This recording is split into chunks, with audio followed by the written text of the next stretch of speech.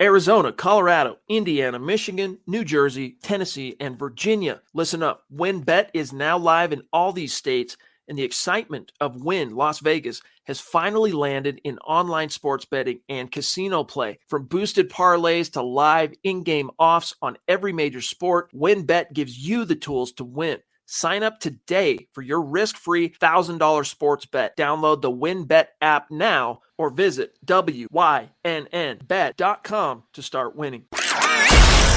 You're listening to the Huddle Up Podcast with Chad Jensen and Zack Kelberman. Join Broncos Country's deep divers at milehighhuddle.com and sound off. And now it's time to drop some knowledge.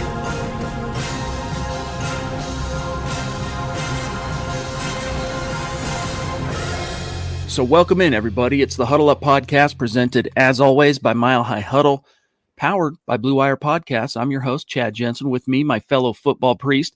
You know him, you love him, Zack Kelberman. Zack, just as was kind of rumored yesterday, we touched on it a little bit as a possibility. Bobby Wagner is garnering interest, surprise, surprise, from across the NFL. The Broncos are among the teams, though, Zack, as you reported for milehighhuddle.com, who are very interested. I'll pull up the article, but tell people what's up.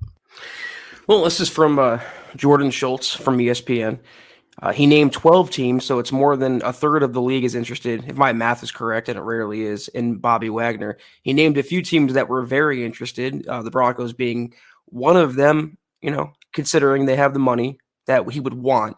They have the needed inside linebacker, and now they have Russell Wilson, and also an aggressive general manager like George Paton that's proven he's not willing to take a risk for a splash move. But there has been some conflicting information that has emerged since this report has come out. I put it in the article. Benjamin Albright of KOA Radio says it's the Broncos are unlikely to meet Wagner's price point. And then he also followed up a few minutes ago, in fact, and said there's nothing to it after speaking with a Broncos source, nothing to the Wagner report. It could be that he wants more money than the Broncos are willing to offer. This is still a Hall of Fame level, obviously, all pro level, just all world, all universe, all whatever linebacker. And Bobby Wagner, who set a career high last year, as old as he is, relatively speaking, to the position, with 170 combined tackles, grading out as the 15th best linebacker in the NFL, according to PFF. I would love, personally, to pair Wagner with Baron Browning. I think that's perfect veteran and youth combination, but maybe George Paton has other designs based on what Albright say. Maybe they want to bring back Josie Jewell. Maybe they want to bring back AJ Johnson or Kenny Young. Maybe they want to aim in the draft to fill that void. But Schultz is saying one thing, Albright saying another. I would like to see it happen, but we'll have to wait and see. Time will tell. It would be a very nice upgrade, but at the same time, the Broncos can get Josie Jewell or Alexander Johnson on the relative cheap. And I know, Zack, that's a far cry from the proven perennial Pro Bowl, perennial All-Pro production resume that you get from Bobby Wagner. But Benjamin Albright, when it comes to national sources reporting on something that ties the Broncos, when he comes back to confirm either or disconfirm, I don't know if that's a word, usually you can take it to the bank. Now, nobody's batting 1,000 in this game. I mean, the NFL, if anything, Zack, it's unpredictable, but that's probably pretty safe bet just because Bobby's going to be seeking, this is his last swing at the plate for that final paycheck, and he can probably get more somewhere else. Although that does kind of, Zack, run counter to the notion of, well, is what the Broncos got cooking here with Russell Wilson, is it the big tentpole recruiting tool that, like Mike Kliss was talking about earlier today, or was it yesterday? Either way, that like the Peyton Manning era, what the Broncos are cooking here with Russell Wilson is going to not only attract prospective free agents, Zack, but perhaps even make them willing to take a little bit of a discount to come play here. Wagner, though, might be a little bit of a unicorn in that sense because playing with Russell Wilson, that would be nothing new to him. Maybe right now it's all about dollar bills. I'm not sure of their relationship. Obviously, they didn't play on the same side of the ball together. There was a comment in the chat yesterday. I don't know how true it is. I can't verify the veracity of it, that Bobby and Russell don't have much of a relation. They're not very good friends. So how much of a recruiting tool could Russell Wilson be in that sense? Not much.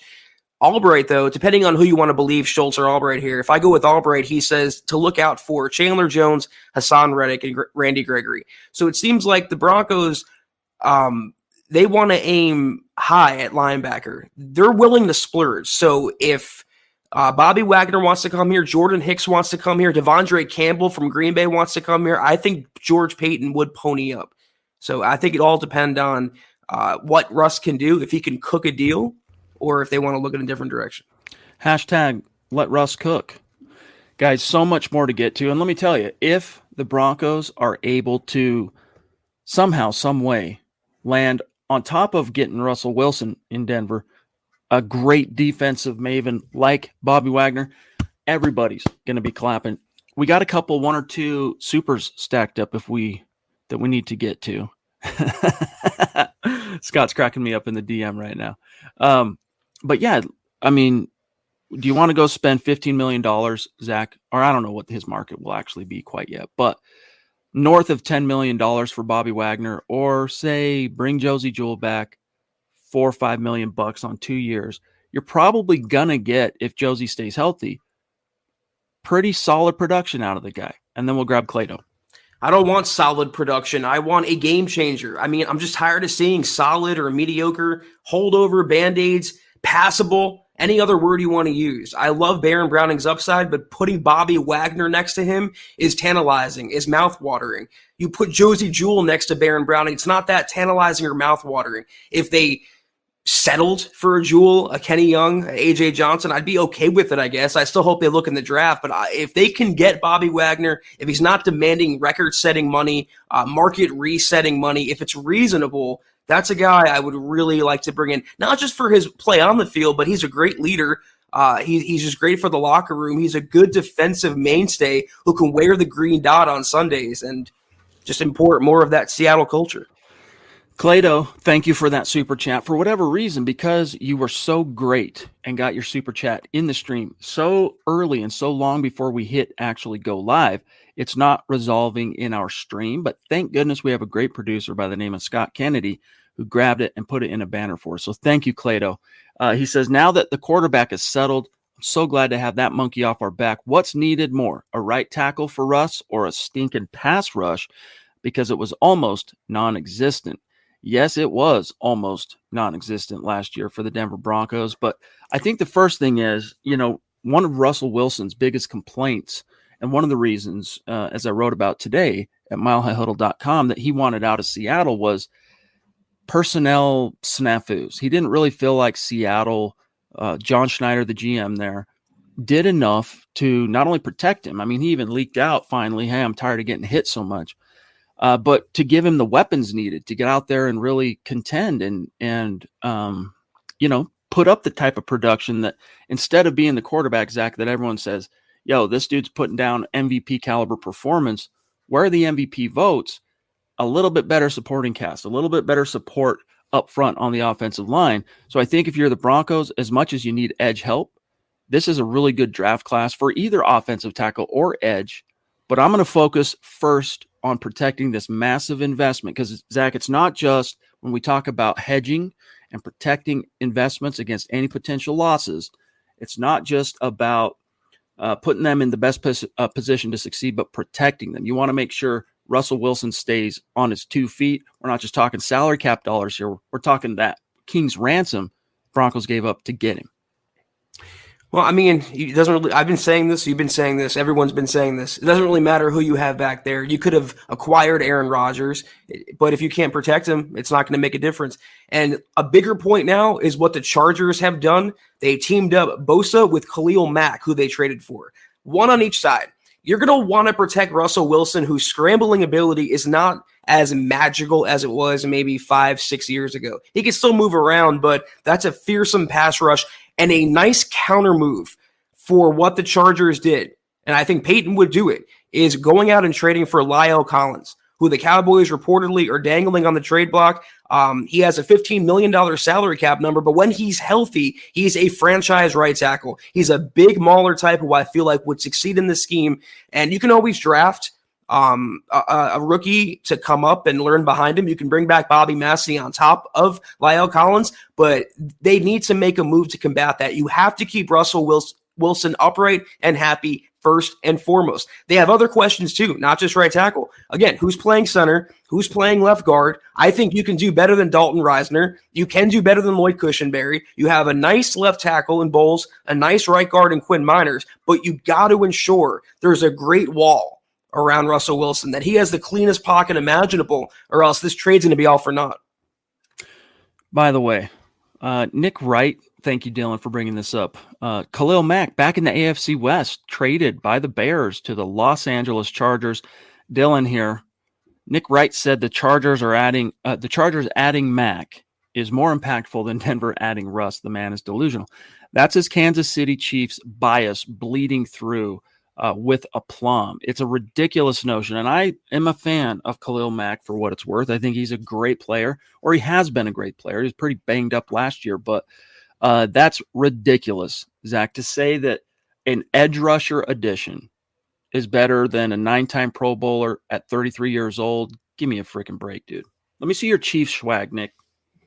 I mean, that's what we're giving him what he wants, though. And if anyone ever back in the day posted on like old message boards and forums, there was an expression that applies to Nick Wright and Colin Cowherd and Skip Bayless and Stephen A. Smith. Don't feed the trolls.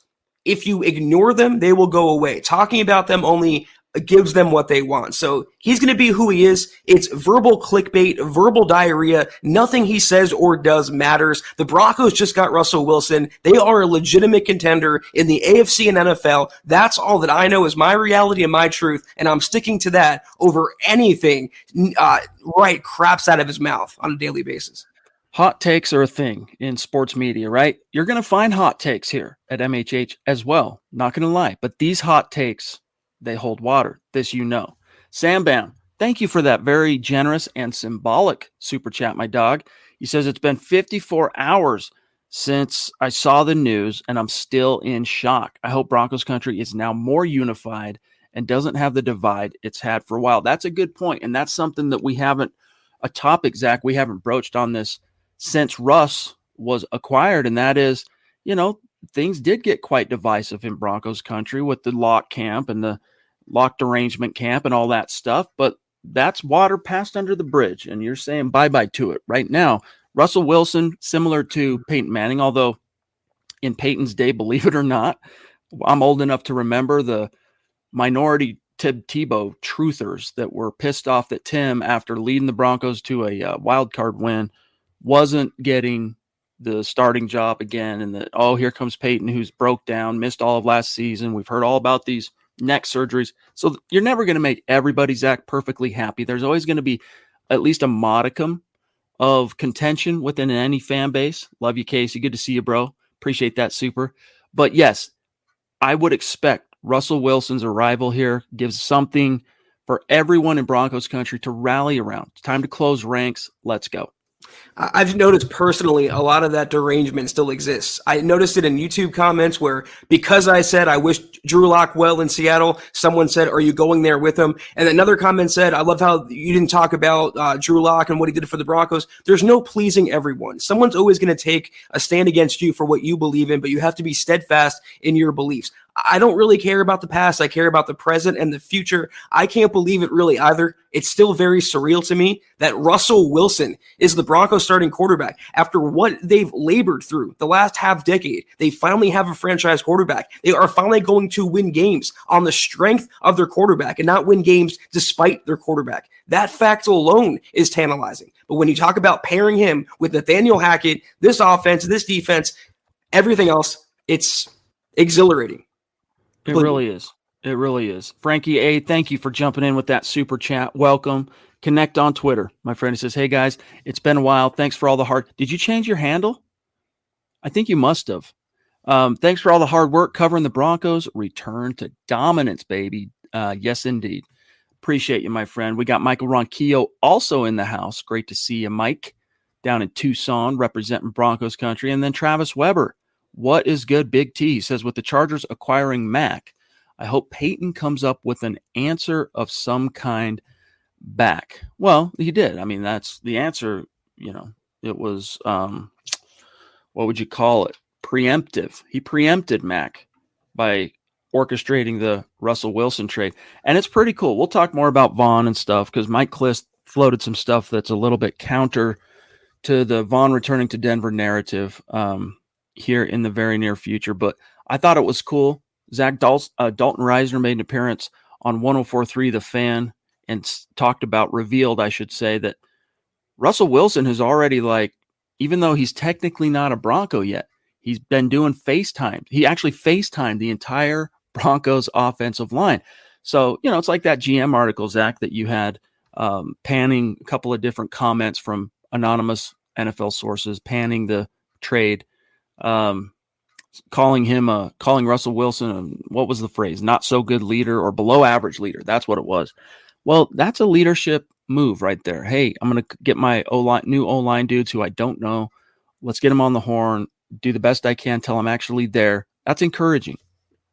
Well, to one of the previous comments, that's what I was saying at the beginning of the show. I think that George Paton should make a counterpunch to what the Chargers did acquiring Khalil Mack. Because if he's healthy, that's a steal for LA. And working opposite Bosa, they can wreak havoc against quarterbacks. So my counterpunch personally would be to make a play for Lyle Collins. We'll see what happens there. In terms of Russell Wilson, there was a picture on social media as well of him in the Broncos facility with Sierra and his agent, Mark Rogers, I forget his name. But yeah, they're there. It's official. They can't announce it until the 16th, but he's becoming familiar with the Broncos players, with his future teammates. He's getting used to the lay of the land. It's definitely exciting the way the Broncos are trending, to put it lightly. Yeah, you know what? Lyle Collins, by the way, on this subject, that's definitely something, if I'm George Paton, I'm looking into, man. I'm looking into that because you need to solve that right tackle. And what the headlines here saying, Cowboys are trying to trade Lyle Collins. Let's go. Get on that. And what we know from George Paton, and what we've seen, we don't know every single conversation, obviously, that takes place behind closed doors at Dove Valley. But Zach, when he arrived here and said, I want to be a part of every deal, doesn't mean we're going to make every deal, but I want to be a part of it. I think what we've seen from him up to this point kind of bolsters the veracity of that. It wasn't just GM speak or platitudes. George Paton is very active and aggressive on the things he views as a priority. Right tackle, especially now that you got Russ here, has to be a priority. Jason Cardoza in the house. Thank you, buddy, for that super chat. Good evening, Broncos country. Now that the Chargers have traded for Khalil, has right tackle become a major priority for the Broncos this offseason? I think it already was. It was, besides quarterback, the biggest priority. Yeah, I mean, for sure, that edge, but you can argue that if they were going to swing big for the fences, you have to protect that quarterback or else it doesn't matter. So the thing I love about Lyle Collins, I covered the Cowboys past tense there. He has positional versatility, position flexibility. He can play not only right tackle and left tackle, you can kick him inside. It's not ideal. I think he's a better tackle and guard, but you can move him around. And when he's healthy, he's just so big. He's a monster, literally and figuratively. And I just feel like he'd be perfect with what the Broncos want to do. I think he would help keep Russell Wilson happy, and a happy Russell Wilson is a good Broncos offense. Yes, indeed. Yes, indeed. And as Dylan said, we're sharing a brain here, Dylan, because I basically wrote the same thing. The Seahawks, through that athletic three-headed writer piece that had the anonymous GM sources panning the move, are, as Dylan writes, just trying to save face by slandering Russ because he wanted out. Well, it's not even so much because he wanted out. It's that when you trade a franchise quarterback, a 9-time Pro Bowler who's been in the league 10 years, all right, has a Super Bowl ring, all that stuff. When you trade a quarterback, we're not talking 43-year-old Russell Wilson. We're talking 33-year-old. Look, you got fans to answer to. Zach, there's going to be PR blowback. And this is how, call it football, I don't know, propaganda, football espionage of a sort. This is how you kind of mitigate. This is damage control a little bit. I think, just like in any divorce, Zach, or argument, there's two sides to the story, and the truth falls somewhere in between. I never say in the middle, because I think usually on one side, one is maybe exaggerating a little bit more than the other. Which one is it in this case? I mean, Russ hasn't really commented on anything publicly outside of one time saying, I'm tired of getting hit so much. Everything that's come out relative to what he may have been thinking about his place with the Seattle Seahawks pre-trade, Zach, was leaked through sources and close to Russell's camp. We never actually heard Russ say anything like that, but you don't really expect to, because, you know, he's a guy that knows how to play the game, and he's got some class as a pro. But yes, this is a little bit, Zach, in my opinion, sour grapes combined with mitigating PR blowback. There's at least one time every podcast where I'm the resident curmudgeon and I just have the get off my vibe mentality, or I don't really care aloofness. This is one of those situations because we covered every aspect of Aaron Rodgers' psyche and his relationship with his past employer, current employer, whatever. I don't really bother too much about what happened with Russell Wilson and the Seahawks or why he left the Seahawks. What I care about is that he came to the Broncos and that he's playing for the Broncos. The past, all of it, Broncos and Seattle too. It's less important to me. It is less important. But these are, in the immediate aftermath of the trade, these are the things people are talking about. Jeremy wants to know, the Black Knight on Twitch, so what's the deal with Chris Harris Jr.? Do we bring him back? Well, the Broncos do have a need, Zach. All right, I'm going to play devil's advocate, and I'm going to steel man the Chris Harris Jr. argument. The Broncos have a need now for a nickel corner. They could still try and bring Callahan back, and Bryce Callahan might want to come back. Not to say that he didn't want to come back in the first place, but with Russell here, hey, losing sucked. That 1 year we won in Chicago, 2018, that was pretty cool. Maybe I do want to come back, and I'll sign for maybe a little bit less than I might get elsewhere. But Chris Harris Jr. is also out there. But do you really need to get the whole band back together? We're talking about Von Miller too. Philip Lindsay's out there. I don't know if I like it. And things kind of ended a little acrimoniously with Chris Harris Jr., Zach. I don't really like how, I don't know. I shouldn't say, you shouldn't worry, I guess, about NFL players, whether or not they're showing gratitude to their teams. But when John Elway, in an unprecedented move for no reason and for no reason other than placating the player, he was under no deadline. There was nothing. Gave him a $3 million+ raise in a contract year. And then he kind of has, I wouldn't say bad talk the Broncos, but his vibe since then has not been in any way, shape, or form flattering of his time with Denver. I don't know if I like it. He's washed.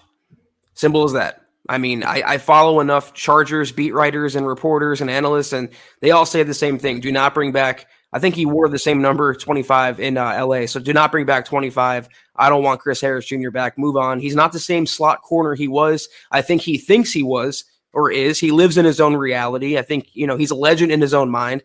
The Broncos can do better. There's free agent options at slot cornerback. You mentioned Essang Bassey the other day. They have him on the roster. Maybe I would still toy, honestly, with the idea of bringing back Bryce Callahan. Injuries aside, and I recognize all that, but when he's healthy, he is on. Or I would look to the draft. I don't want anything to do with Chris Harris Jr., either his play or the nostalgia behind the move. He was great when he was here, but all good things come to an end. Mike Reno, good to see you, buddy. He says, I missed last night's show due to overtime, but man, I'm freaking stoked.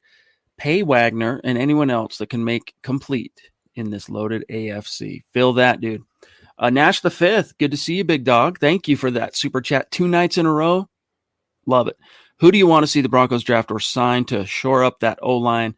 And do you think Ryan Jensen is plausible for Denver? I can always suit up and go play some center, but you'll see me get my neck broken on snap 1 in probably OTAs. But Zach, your thoughts? I'll bring up over the cap.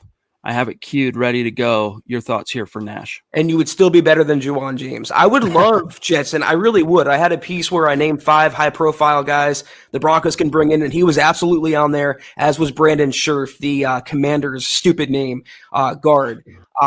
Plausible, depending on how much the Broncos want to spend, what they think of Lloyd Cushenberry, how they feel. We don't know about Glasgow either. What position is he playing, center or guard? So they have some options there, but if they go big and they want to address this position with a veteran, Jensen is my guy. We already mentioned Lyle Collins at right tackle. That's also my guy. I really don't think the Broncos are going to go spend money inside, just because I think they're holding on to hope, because Dalton Reisner is just such a bright dude. He's a great leader. Showed out well as a rookie, and then each year he's kind of just taken little tiny steps back, at least from where he started as a rookie. I think in a contract year, the Broncos are going to give him one last swing at the plate as a starter and then kind of decide what to do with him in the position left guard from there. Then you bring back Graham Glasgow on a reduced deal. You're not getting you're getting Iron Man caliber availability from Lloyd Cushenberry, but you're not getting the type of production, especially in the running game, Zach, that you would prefer from that center.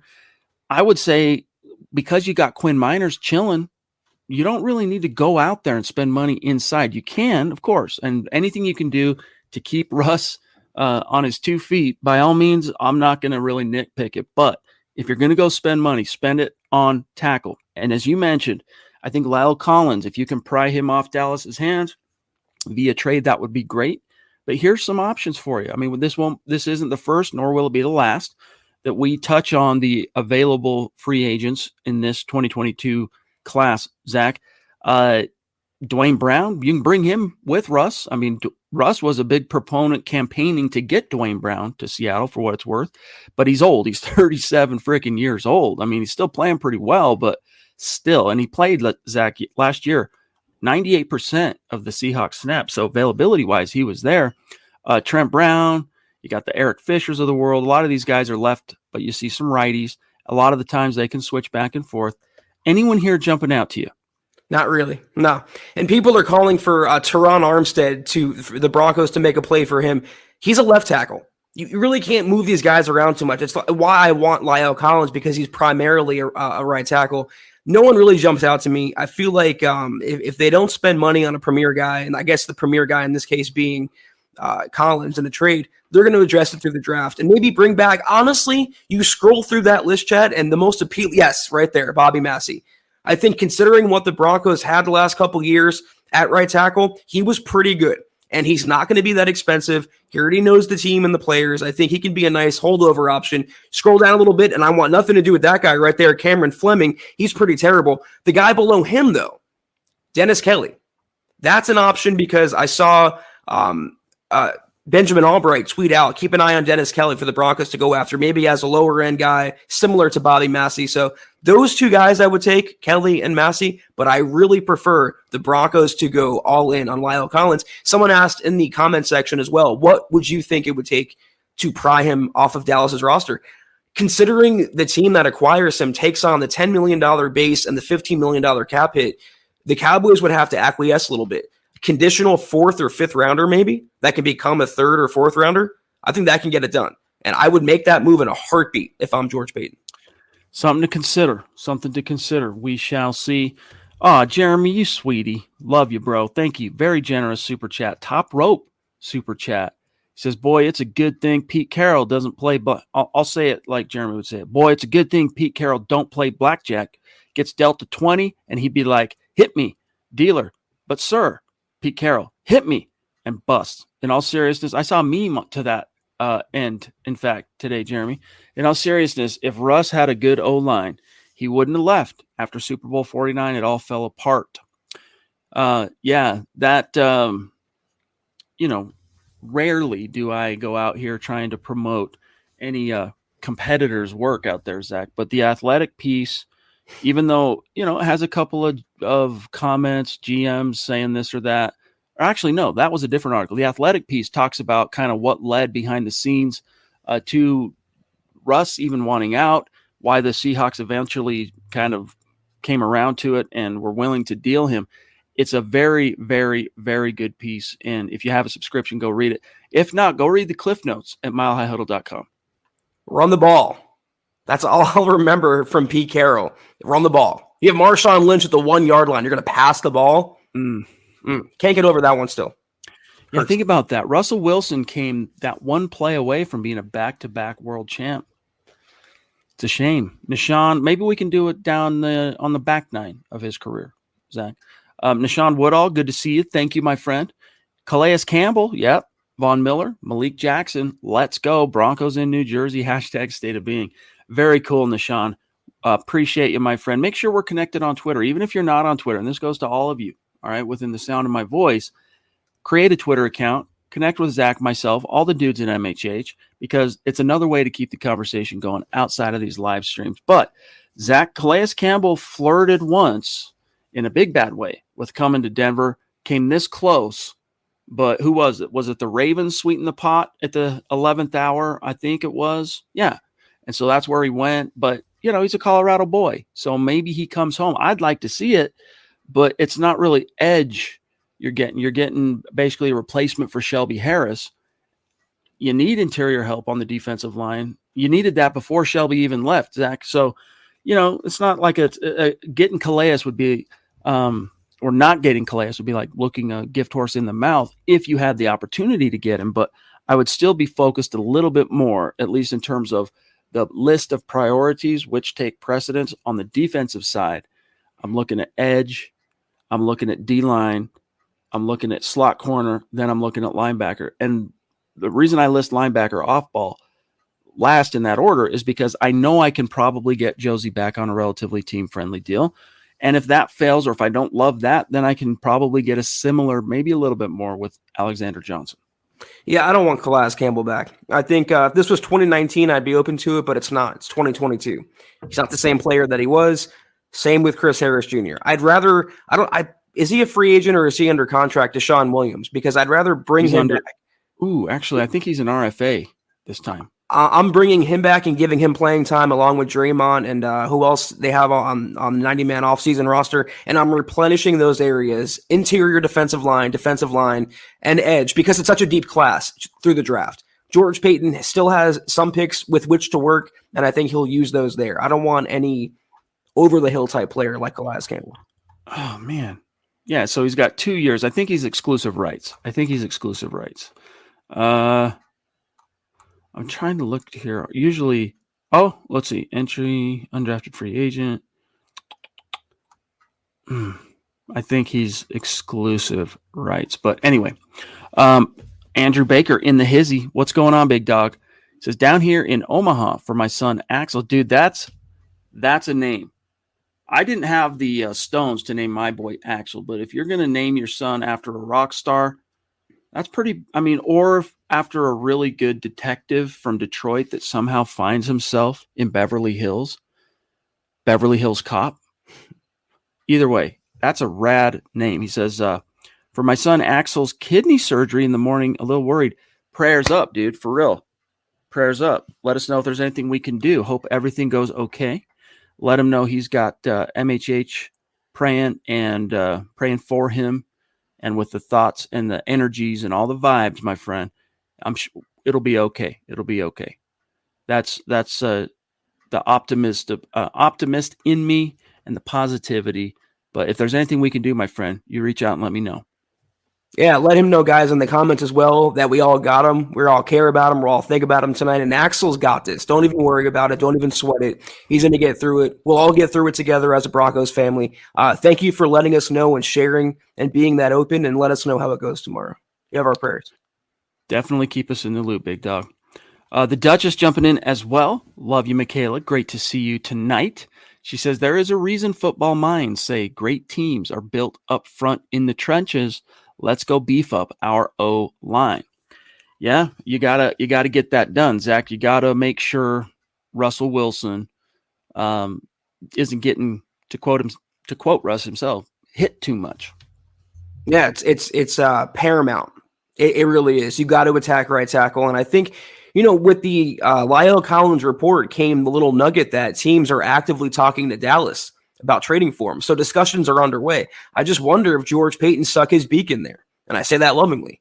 And to see what Collins would cost, how open the Cowboys are to moving him, seems like, from what I hear, very open. And I'm making that deal if I'm George Payton. So I agree with you. It's not going to matter if you got Russ, if you can't keep him upright. He wanted that desperately in Seattle, didn't really get it. You got to placate him. And I think they will. Didn't he have, when I covered the Senior Bowl in 2015, the year he was coming out of LSU, didn't he have, it was LSU, right? Yeah.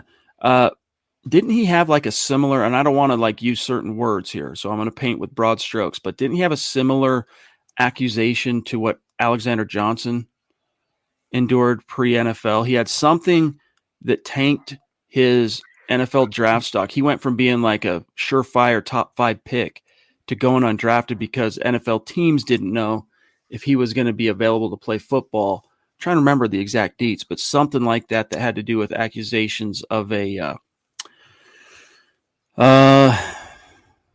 sexual way. Do you remember this? I thought it was drug related, but you could be right. Now that's going to bother me. Hang tight. Yeah. No, now everything when I say Lyle Collins allegations, it's pulling up. Okay, yep. It was involving the shooting death of a 29-year-old pregnant woman in 2015. So anyway, we don't need to dredge that up. That's ancient history. Whatever accusations or implications were from that, that's in the dust. He was never implicated in anything like that. But because he was, I guess, Zach, a person of interest in what happened or whatnot, it affected his draft stock. But he is view Lyle Collins as a guy who in 2015 was a top 5 draft pick, and now they're looking at trading him. Like, go out and get this cat. And as you said, I mean, he started as an interior guy in the league, even though, play outside, and then matriculated to tackle. I would love it, depending on what you're giving up to get him. That would be the question. And I don't know what the value would be, but Broncos now in the next 2 drafts, Zach, they don't have as many legs to stand on as they did pre-Russ. The bigger issue with Collins, I'm putting his very checkered past to bed, is that he had double hip surgery in 2020. And he missed some games last year, but he was healthy for the majority. And when he was on the field, he made a difference. I really like his style of play. I like his leadership abilities. I just think as a swing for the fences for George Payton to make Russell Wilson happy and really put the cherry on top of the offense, that's the remaining weak link is right tackle now. You can trade for Lyle Collins and maybe also bring back Massey as insurance as well. I'm just taking that risk, though, if I'm George Payton. Chad Beach, you are a prince. Appreciate you, my friend. We also have 78 Leadhead who's saying, I don't chat much because I'm busy listening, but I want you all to know, always like and share. God bless. Oh, man, you got it wrong, dude. I was about to give you some big props, but you got it wrong. But I still love you. Nathan, love you too. Good evening, he says. It's hilarious watching mainstream sports media tall and pretend they watched Broncos last season in order to get my... That's right, dude. This is where you come. You want to know the score on what's going on with the Broncos? Come here because it's our life. That's all we do is cover the Denver Broncos, write about the Broncos all day long, talk about the Broncos all night long with you guys. This is where you're going to know what's going on. And even if it's not us reporting something, right? We're going to tell you what's going on. We're going to have our ear to the floor 24/7. Appreciate that, buddy. Well, the unfortunate thing is there's so many clowns out there that overshadow. There are genuinely good sports media guys out there, sports writers, analysts, content creators, and they just get overshadowed by the idiots like the Nick Wrights and like the Stephen A. Smiths of the world. But we appreciate your support. We'll always keep it real with you, but never really listen to a national media member's take on the Broncos. They don't have an up close and personal view of the team. They don't know what they've been through day in and day out. They know what they've been through year in and year out by what a piece of paper or someone else is telling them. So come to us. We'll always keep it straight with you, and we appreciate your support. Amen. John Sandoval jumping in with a very generous super. Appreciate that, John. Thank you, buddy. Telecaster, huh? You're a telly guy. Good for you. I've got a telly.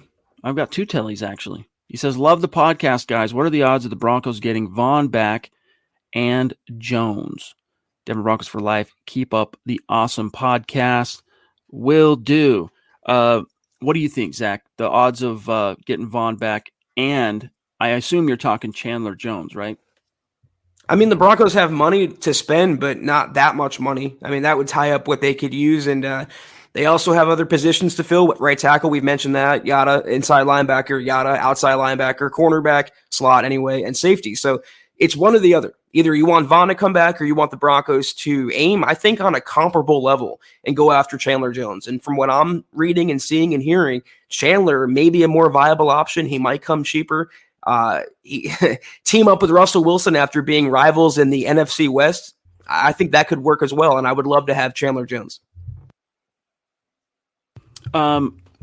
we're going to here in just a few minutes give you guys an update on. I had multiple questions actually today from people wanting to know the rankings on the super chat for March for the jersey, because everyone's got their eye on a new Russ jersey. So we'll get to that here in just a moment. But G Hill, what's going on? What a cute little doggy you got in your profile pic. G says, what's up, Chad and Zach? What move would you make for talent on the O-line from free agency in the draft, and what names do you see for us? Well, this is a subject that we've been mining pretty deep tonight. We've highlighted a lot of the names. So to summarize, Lyle Collins isn't a free agent, but he's definitely a guy I would explore if you didn't have to give up too much by way of draft capital. But it's going to cost probably a little something, Zach, to get him. And then you would have to absorb his contract. So it might not be conducive post-Russ to acquire him. But, hey, we've seen George Payton now truly work a football miracle. So all bets are off. But Dennis Kelly is a guy I like. Bobby Massey, I bring him back just to hedge no matter what I do, because you could probably get him for somewhere. Let's see, what was his previous contract? Real quick, Bobby made $2.5 million APY as a Bronco last year, so he made $2.5 million. Bring him back as your fail safe, and then see what else you might be able to do. Yeah, I dropped it in the side chat, guys. Ignore the Jameis Winston part that was written pre-Russell Wilson trade, but I dropped some names in that article that I think the Broncos could and should go after if they want to aim a little higher and spend the money they have. You mentioned the lower tier guys. We've talked about it pretty extensively, G Hill. So if you want to listen to the podcast, read the article, we would definitely appreciate that. Most definitely. Juero Vidal, what's good? Good to see you, my friend. He says Nick Wright's a dip crap. Use your imagination, boys and girls. He's a dip crap. LVL surpasses that of Mel Kiper on one of his ridiculous hot streaks. Love Russ. What is that? What did I just misinterpret the syntax here, Zach? LVL's level. Level surpasses, thank you, of Mel Kiper on one of his ridiculous hot streaks. Love Russ, but don't like that we sent 3 careers to the gulag.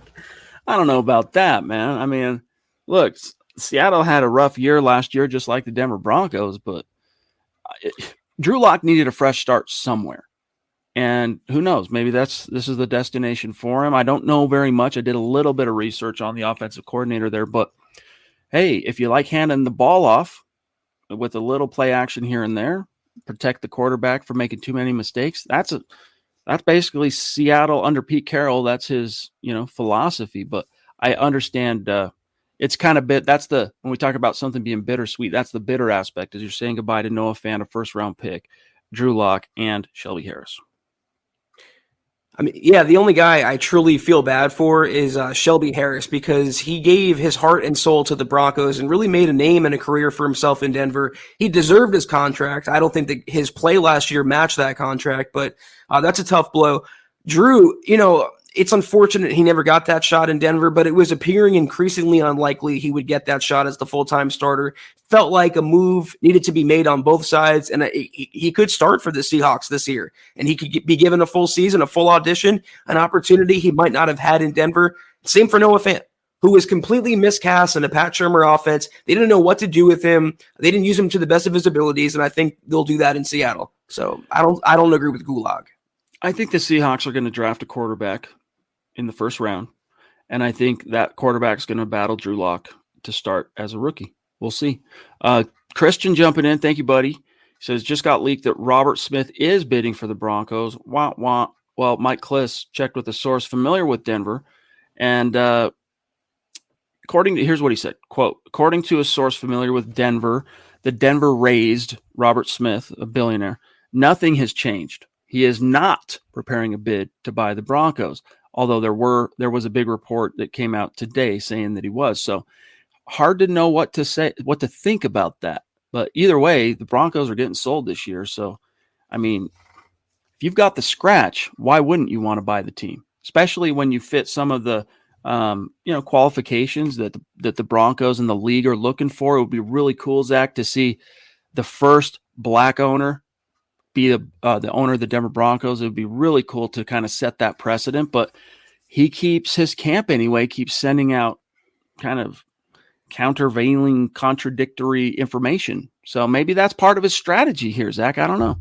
Well, I chuckled to myself because he dismissed all rumors and reports that he was bidding on the Broncos, and there was radio silence for a few weeks. They trade for Russell Wilson, and look at that. 2 days later, it comes out they're surprisingly bidding, Robert Smith is, in his camp on the Broncos. Russell Wilson obviously makes the Broncos a more lucrative investment. It makes them a more appealing option to potential buyers. And this is not going to Target and buying a $50 thing of sheets, Chad. This is a $4+ billion entity, asset, investment. Return on investment is what these guys want, and you would have a better chance at that with Russell Wilson. I would like to see it happen, but I want that resolved already, just like I want a quarterback. That's the next box to check. As we're about to grab this very generous super from the Duchess, here is an update on the top 5. Now, as it stands on Facebook, it's the same thing it's always been. We're trying to reach 250,000 stars. When we do, we're going to raffle off a Broncos jersey of the winner's choosing, and the only people in the running for that are those who contribute to the stars. We'll do an update on that here in a minute. And so the more someone has starred and contributed to the goal, the more tickets they're going to have in the hat. Well, with Super Chat, it's a little bit different. Top 5 finishers on Super Chat in the month of March. All right, that's a cumulative top 5 finishers. Those 5 names go in a hat, draw, boom, jersey. Here's the top 5 right now. Ethan, a.k.a. the DWI guys, at number 1. And a lot of times people go, wait, who? That are the evening show watchers. Ethan is he's across the pond. He's in the United Kingdom, throws down hard for the morning shows, comes on our show here and there when he can. But right now, what time is it, Scott, over there? It's like 3 a.m. or something. 2 a.m. He's probably sawing logs, right? Dale is number 2. D-Dub, legend in Hawaii. The Duchess is 3. Jeremy is 4, and he probably climbed. Both Michaela and Jeremy could have climbed tonight. And then Mark Langley at 5. But if you look here, G. Hill, who's also could be climbing tonight. Naj at 7. Chris Hernandez at 8. Kayaka. Nash the 5th. Smith Corona. John Clay. Sam Bam. You can kind of see Dave Millage. Casey Nickel, Broncos first in the draft. So there's the latest up to date. This doesn't count tonight's show, but going into today, March 10th. So, Young Hog 806, what's up, fellas? Should we take a look at Jeff Gladney, the corner? Zach, your thoughts? No. And legal issues aside, I know he was found not guilty today. He wasn't. I think he was a first-round pick, late first-round pick or something like that. He didn't perform up to expectation, and I'm looking for that guy in the draft. I'm not looking for Jeff Gladney, so that's a hard pass. He was talented. He was a TCU kid, right?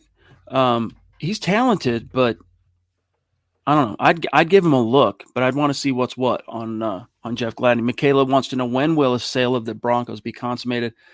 All we've really been told timeline-wise on that, Zach, is we'll have an answer, or the Broncos will probably have a new owner by the time week 1 kicks off. So probably summer is what I'm hearing, but there's still no one really knows. I mean, you got to remember these proceedings where an NFL club is actually getting sold / auctioned. It's pretty rare. It doesn't happen all that often. And so the timetable is not really something people can, I think, Zach, with accuracy predict. Yeah, I think by summer for sure, by the season, definitely. And the Russell Wilson acquisition, if there was any doubt as to whether this transitional sale would take place before the season, I think the Wilson acquisition was the catalyst for that to be concluded. So it's a matter of time right now. We're going to have reports come out probably that deals are being made and offers are being submitted. They'll vet them during the spring, and I think sometime during the summer, maybe during training camp, before training camp, after, whatever, we'll know a final answer. Miguel wants to know, what's up, fellas? I know we have Albert O, but can you see Denver going after another tight end like an Evan Ingram or a Gronk?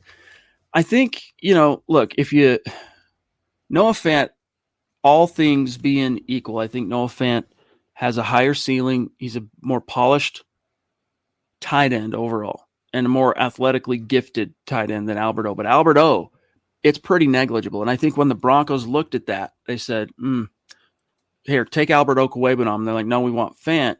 The difference between them, Zach, was so finite that they're just finally said, okay. So I think they're moving forward with Albert O as tight end 1. I don't know that you need to go spend money on Evan Ingram or a Gronk. I don't think, is Gronk even going to play now that Tom hung up the cleats? I mean, What's the latest on that? I think he is, and the Buffalo Bills reportedly have interest in both Evan Ingram and Gronkowski, but we'll see what happens there. I don't think you make a trade including Noah Fant when you're pretty content at tight end already. I don't think you do it because you're going to sign somebody else. Alberto showed legitimate flashes as a game-changing, game-wrecking tight end if he could just put it all together, and I think they will, or he will under the new leadership. So I'm not looking out for Ingram or Gronk or really any other major signing. They can pluck a mid-tier guy. They can look to the draft, but I think they're higher on Alberto than we all realized. Plus, I mean, look, one of the failed personnel moves, I can't tell you that it was one of the ones that Russell Wilson felt was a big failure, but one of the personnel moves the Seahawks made that didn't really pan out was the Jimmy Graham deal, because Russ doesn't really throw to the tight end all that much. Now, you could maybe point to it could have been just schematic tendencies, and that's why, and that's just what they were doing in Seattle. But I just think Russ, it's more about the wide receivers, and doesn't mean you ignore tight end, but Alberto this is a great opportunity for him. And if he can stay healthy, I think the Broncos will be okay in terms of having that athletic playmaking, pass catching type tight end, but they still need to do something in terms of finding a guy who can set the edge and block. The Duchess again. Golly, Michaela, love you so much. Thank you. So generous. She says for the Get Collins fun. She's all about getting Lyle here. So you've planted that seed, Zach. People are now going to be gunning for Lyle Collins to make him a Bronco, and I'm all for it. You hear that, George? We got 100 in the pot. You pay him $15 million this year. Now you got to pay him $14 million. 900. Yeah, I'm not going to do that out loud. But yeah, you get the joke. So thank you so much, Michaela. Your generosity is unreal. Thank you so much. Love you. She's bolstering also her odds for that freaking Russ jersey. It's going to be a Russ jersey.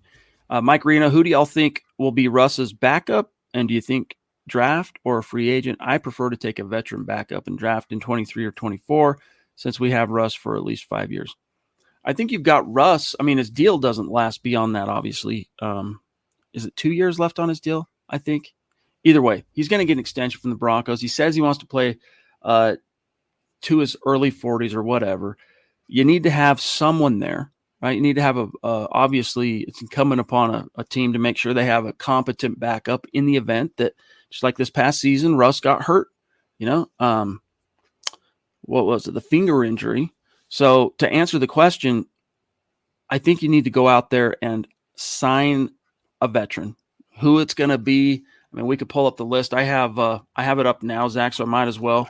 But I'd also draft one, not high, not with your second round pick, probably not even with your third round pick, Zach. But I'd take a guy that you can develop behind Russ, let Nathaniel Hackett, Justin Outen, and Clint Kubiak get their fingerprints on this guy and see what's what on that. But I mean, a guy like Teddy, I'm not saying Teddy Bridgewater, but a guy like that. I mean, Andy Dalton, come hold a clipboard, dude. Tyrod Taylor, come hold a clipboard, dude. Jacoby Brissett, come hold a clipboard, dude. Someone who's got a little bit of starting experience in the event something happens to Russ. I think you'd be remiss not to hedge just in case.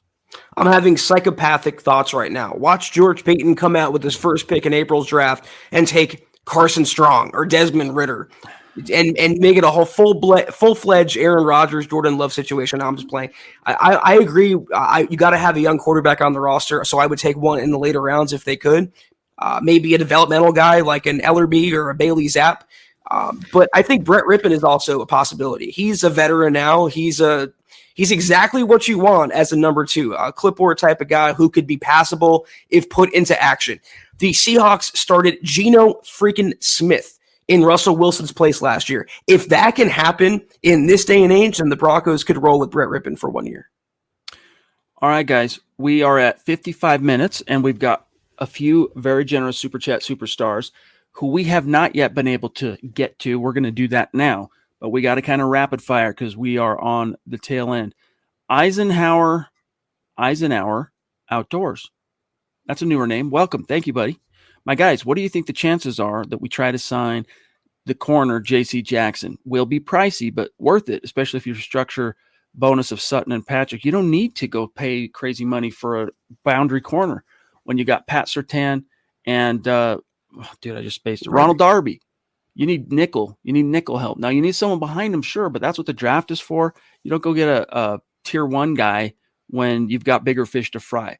I like J.C. Jackson. Don't get me wrong, dude, but I don't love that idea for the Broncos. We need a name for someone who checks out after getting paid. You know, that's what I feel like for J.C. Jackson. He wants the bag so bad, and his contract and his play will never match the contract that he's going to get. If they didn't draft Surtain or they didn't pay Darby, I would say make a play for it. But when you have needs throughout the roster and you invest that much in that position, let him go elsewhere. Damian Clark Warren, thank you, buddy, for that very generous super. He says, hey, Priest, I'm still in shock, and I think the best acquisition of the past 3 years is Peyton, and I hope he turns his attention to the O-line and bolster the team's speed. Yeah, buddy. George Payton, that was John Elway's parting gift, I think, to Broncos country. Yeah, for sure. JJ also in the house. What's up, buddy? Reisner's rookie year was his best, and it was in the Scangarello system, so he'll be fine. Good show, guys. Thank you, buddy. That's a good point. Going back to more of the outside zone type stuff. And, you know, it's a little bit different based on seeing what I know technically we're talking about LaFleur calling plays in Green Bay, but just slight differences. But it's all off the Shanahan ethos. And, yeah, so hopefully Reisner will have a solid year. And I bet the Broncos are banking on that, to be frank with you. Zach, here's one from Brandon Reagan. Thank you, buddy. What if we brought in Zadarius Smith, edge rusher from the Packers? Thoughts? He's a free agent. I like Devondre Campbell more at inside linebacker than I would like Zadarius Smith. Again, he's an option as well, but when you have Hassan Reddick out there, you have Chandler Jones out there, Von Miller, I'm looking to swing in that tier, toward that tier. And Zadarius Smith, I think, is a candidate like J.C. Jackson, very much so, where he's going to get paid and he's not going to ever match his price tag. Lawrence Rivera, by the way, is wanting Christian McCaffrey if he's willing to restructure cheaper. For what reason? You got the Pookster. You got Pookie. Plus, he's never healthy. I love him, but he literally cannot stay healthy. Did we miss a super from Michaela? I don't think so. Maybe we're just taking too long. Love you, Michaela. Pretty sure we covered them all, though. You know we love you. We wouldn't miss a Michaela super chat. Let's go. Yeah, I don't know, man. Is there buzz of the Panthers looking to move on from Christian, who's had some bad injury luck? Well, I think they want Deshaun Watson really, really, really badly for whatever reason. And they're going to go all in, and they're going to need multiple first-round picks to make that deal happen. I think McCaffrey would draw one first-round pick, but that's a big burden to take on, not just the contract, but, again, his baggage. He's a great player when he's healthy, but he's so rarely healthy. And then who are you taking snaps away from? Javonte? You're taking pass-catching snaps away from Jerry Jeudy and Cortland Sutton and Tim Patrick? You just don't need it. Nash the Fifth, based on the crew we have on the offensive side now, what kind of production do you expect from Jerry Jeudy this year? Better than he got last year. What does that look like? It's hard to say, man, because we haven't quite seen Jerry Jeudy, I think, even sniff the ceiling of his potential. But there's going to be a lot of mouths to feed. So we need to be careful here at MHH from getting too far out over our skis, talking 1,000 yards and 10 tutties for these guys, this guy, that guy. Because Russ, you know, he's had some prolific seasons. I mean, there's a reason he's a 9-time Pro Bowler, but a lot of mouths to feed, Zach. I would say if you can get from Jerry Jeudy even half a dozen touchdowns and something close to 70 receptions, you're probably going to see between 800 and 1,000 yards. That would be a good season for Jerry, especially as a primarily kind of slot guy that gets, I guess, not just slot, but he gets moved around a little bit. Thanks, Phil. Well, I feel like if Cortland is going to be Russ's DK Metcalf, then Jerry Jeudy is going to be his Tyler Lockett.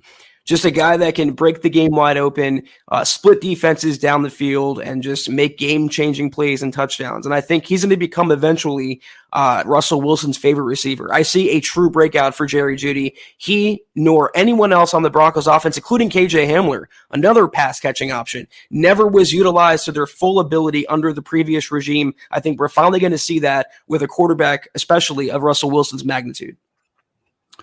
Well said. We got Howie frickin' Day in the frickin' house. Thank you, buddy. I would like to think KJ Hamler will benefit most with Russ as a quarterback. Russ is first in deep ball completions and deep tutties. What do y'all think? Yeah, dude, I think he stands to, like all the receivers on this roster, really benefit. But Russell Wilson loves the deep ball. He's got a great deep ball in terms of accuracy. I mean, seeing him do what do they call it, Zach? The accuracy drill, the throwing contest at the Pro Bowl. I mean, that dude is money in the bank. So I think, yes, KJ, go out there and run some 9 routes, big dog. Go run some deep posts. Let's see what you can do. Russell, get it over the top if you can get some separation. Love you too, Lawrence. But are you fully healthy, KJ? How's that knee looking, KJ? Are you the same player you were, KJ? And those are the questions he has to answer. I hope he's healthy. Hope he's fully recovered. He can be that deep threat. I just mentioned he was never used correctly under Pat Shurmur, but he has to prove his prior form first before we can talk about that. Chad Beach. And by the way, KJ, it's not just the knee. I mean, that hamstring plagued his rookie year. Right. So Chad Beach, Evening Priest, love the show and what you guys do for our Broncos news. Thank you, buddy. I'm sure Peyton will handle everything that'll need done and get the rest of our holes filled. Can't wait for this next season to start now. Keep up the great work. Yeah, dude. Thank you, buddy. Appreciate that. And yeah, we can't wait. I mean, we can't wait every year for the football season to start. Obviously, it's something we all look forward to. But this year in particular, man, couldn't get here quick enough. Will Stewart, thank you for that super sticker, big dog. Very generous. Then he says, I was listening to Stink. That's Mark Schlereth on 104.3 The Fan the other morning, and he said that Russ is unreal with his preparation and detail. Combine that with Hackett and his mind. Finally, some adjustments and decent game planning. Amen, dude. I think it could be a match made in heaven. And again, I'm going to say, Zach, Nathaniel Hackett, very fortunate man to get this job and then be given Russell Wilson as your quarterback. You're welcome. I mean, you can make the case certainly that this is one of, if not the most talented collection of skill players around Russell Wilson he's ever experienced in his career. So they are on the verge of taking off on offense. I'm not trying to be overly optimistic. That's really not my brand. But how could you not be with this coaching staff? Now they finally have a legitimate elite quarterback, and they already have the weapons in place. The sky is the limit, literally, in this case. G. Hill jumping in again. Thank you, bro. Based on what we have now, where do you see us, or where do you see our record going in 22? I think it's double-digit wins. You know, that's the standard now. That's the expectation now. That's not like, oh, man, if everything goes right and this player stays healthy and, you know, we can figure out how to get this monkey off our back and all the different stars align, we might be able to sniff a wild card. No, the standard is, the expectation now is double-digit wins, division title, playoff bye. This is what, when we say Russell Wilson changes everything, everything has changed, guys. We're basically on the inverted opposite end of what it's been like in Denver the last 5 years. I'm going to say, gun in my head right now, March 10th, 12-5 is going to be the Broncos' regular season record. I'm not going to say just yet if that means an AFC West crown or a wild card, but they're going to be in the playoffs. They're going to have double-digit victories, and a 5-win improvement on last year is almost as much as the total wins they had last year. So they're going to be just a night and day improved kind of team with this coaching staff and now Russell Wilson. So yeah, I'm going to say 12-5 right now. I don't like throwing the word juice out there too much because it conjures up old VJ Vance Joseph talking points and sound bites, but this is a team now that has juice, and it's going to be a force to be reckoned with. So Don Davis, what's up, big dog? What about McBride at 64 and Salbert as number 3? Let's take a look at this McBride. We're watching from Scott's clips at the Senior Bowl. Tight end. Ooh, okay. Hold on to that ball, big dog. We're taking a look here. He's catching a pass, little inside curl route. Yeah, he's interesting. I mean, at 64, Scott, I don't even know if that's commensurate draft stock value for this guy. I don't know enough about the prospect, but we shall see. We shall see, Don. And Saubert as 3, I like Saubert. I think you should bring Saubert back just purely for his blocking chops. It's not going to cost much to get him back here. Hedge a little bit there. I mean, I know the Broncos traded Fant, but y'all are acting like they don't have his built-in replacement already on the roster. I think Albert O is ready to step up and shine. And you don't need to invest that premium of a draft pick, especially when you don't have as many now in that position. If you want to use a later pick on a tight end, go for it, but not with the first pick that they'll have in the draft. Scott's saying, yeah, 64 is about right. He's considered tight end 1. No Kyle Pitts this year. No Noah Fant this year. Nathan, any interest in free agents in division? Teron Matthew, Ward, Casey Hayward, Nwosu, Is that how you say his name? I always botch his name. I would definitely be interested a little bit in Tyrann Mathieu, because that dude is just such a Swiss Army knife and ball of energy. But you've got a lot of money tied up in Justin Simmons. You got other fish to fry. No one else on that list really turns my crank, Zach. Yeah, I mean, I don't know that I even want Tyrann Mathieu, because I feel like he's getting into wash territory, or he will be. I know he's still effective, but he would be a short-term rental, and I think the Broncos could do better. I know I'm higher on Caden Stearns than most others, but I would like to see him get a shot next to Justin Simmons and maybe use a draft pick to address that. I don't really want anyone else from that list, though. We've got Revis with a pair of super chats. Thank you, buddy. Very, very kind of you. As Travis says, guys, don't forget to hit the like. Don't forget to smash the like button, share and subscribe. It all helps out a little bit as MHH continues to grow.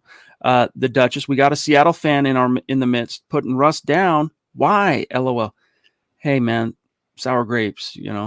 It's a thing. It's a thing, Zach. Why? Because he left. I mean, Green Bay Packers fans turned on Brett Favre the moment he left. Cavaliers fans turned on LeBron the moment he left. They go from being gods to being villains. And that's what Russell Wilson is in Seattle. But let him deal with that when the Broncos face the Seahawks this season. He'll take care of them. And Russ wanted out of Seattle. So, spurned lover syndrome. What are you going to do? Soren, good to see you. Thank you. What is the most realistic free agency signings on both offense and defense within the coming weeks? Yes, by the way, I guess we will have 2 more pods before free agency officially opens, but let's see, the 14th. So Friday, Saturday, Sunday, Monday. Our Monday show will be the beginning of the legal tampering period, right? Am I doing that math correctly? So next week's shows, guys, going to be can't miss TV. But we don't quite have enough time to go as deep into that question as we'd like, buddy. We've named a lot of them tonight. If you rewind, if you missed the earlier parts of the show, once the stream's over, just rewind. You'll see us addressing all that. Thank you for the super, Soren. And this is a guy, if they spend some money, as Rodney Garcia says, if they don't go for Von Miller, my plan B in that situation would be Chandler Jones. He's so consistent off the edge. He's good against the run. I think he'd be a little cheaper than Vaughn, actually. I'm all for that. Last one here, and then we got a bounce from GLP. Love you, bro. If this is a dream, I hope I don't wake up. Everything I've wanted for the Broncos has come true. What a great note to end tonight's podcast and the Huddle Up Podcast week in the office anyway. We're out of here, and we'll see you on Sunday night. It's going to be a gas. I'll pull up all the names that we're going to shout out tonight. Everyone, have a great weekend. Thank you so much for tuning in with us on tonight's podcast. Follow us on Twitter until we see you guys Sunday evening at Huddle Up Pod. You can follow the main account for all your Russell Wilson / Broncos news at Mile High Huddle. You can follow Chad on Twitter at Chad and Jensen. You can follow myself at Kelberman NFL. Follow Scott on Twitter at Scout Kennedy. If you want a nice, comfortable hoodie, if you want a hat like Chad's wearing, any of our merch right there, huddleuppod.com. Don't forget to go to facebook.com/MileHuddlePod. Like that page, follow that page. And guys, please go to Apple Podcasts. Leave your football priest a 5-star review for a chance to win some swag each and every single month. But do these 3 things if you can't do anything else. Subscribe, like, and share this video and every video you see on the MHH channel. Really helps us grow and reach more Broncos fans just like you. That's right, guys. Also, another special shout out to Manscaped. Don't forget to use the code MHH and go claim your 20% off and free shipping at manscaped.com. Shout out to these great supporters on Facebook. And by the way, guys, entering tonight's podcast, we're at 42% to goal on Facebook. So that's good. Tonight, here's how it finished. Sue Gibson on top. Shout out to Sue Gibson. Thank you for the stars. I don't remember us getting any of your questions. I'm not sure if you had any questions or if you're just showing some love. But either way, thank you, Sue. Mike Reno, Chad Beach, Phil McLaughlin, Miguel, GLP, Claude Riley, Andrew Baker, Travis Weber, and also prayers up, Andrew Baker's boy, Axel. We're going to keep you in our thoughts and prayers. Travis Weber, Rodney Garcia, Lawrence Rivera, Howie frickin' Day. And then also we got to shout out the very, very best members of our YouTube community. We love you all, trust. But our Super Chat superstars help keep the lights on here. We love you. Shout out to Sam Bam, Clado, Casey Nickel, Frankie, Jason, Nash 5, Nashawn, Michaela the Duchess, John Sandoval, G. Hill, Huero Vidal, Christian, Jeremy the Black Knight, Young Hog 806, Eisenhower, Outdoors, Damian Clark Warren, JJ, Brandon Reagan, Will Stewart, Don Davis, Rivas, and Soren Lundgren. Thank you. Much love and respect. Have a great, what momentum y'all get to carry into what should be a great weekend. And then Zach and I will see you on the other side to truly preview the opening of free agency. It's going to be a gas. Have a great weekend. Take care. And as always, guys, go Broncos. You've been listening to the Huddle Up Podcast. Join Broncos Country's deep divers at milehighhuddle.com to keep the conversation going.